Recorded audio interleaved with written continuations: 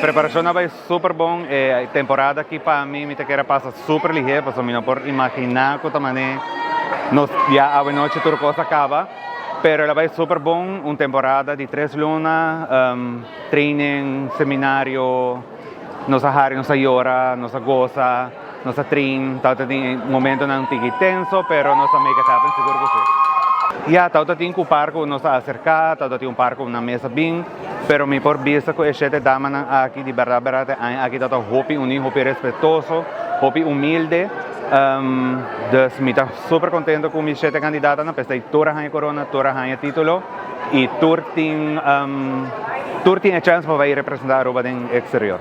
Mas sempre me está pensando na começar hopi quieto, hopi tímida, na nota papia, na de medo de Mike, pero me está querer lo que me awak e experienciado noite, me por vista que me está super satisfeito de turtin, de seguro.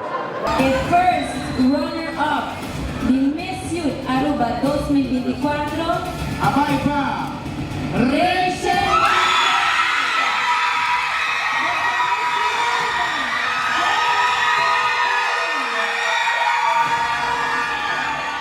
Ok, ganadora está Janely Winkler, ela representa San Nicolás.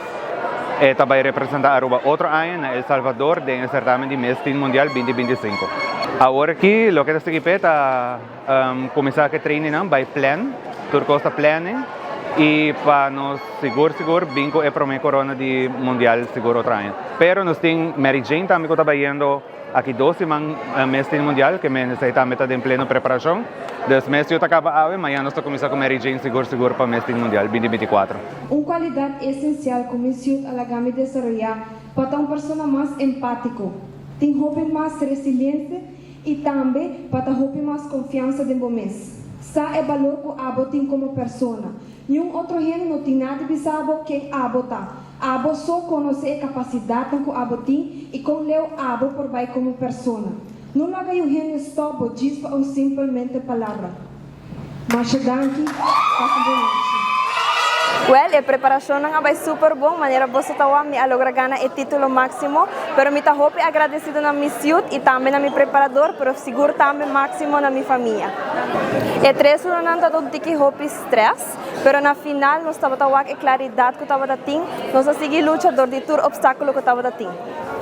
Me quero invitar a Abo a participar em certame de Miss Youth e não solamente trata de beleza, pero boa sabedoria, boa humildade e Abo como pessoa.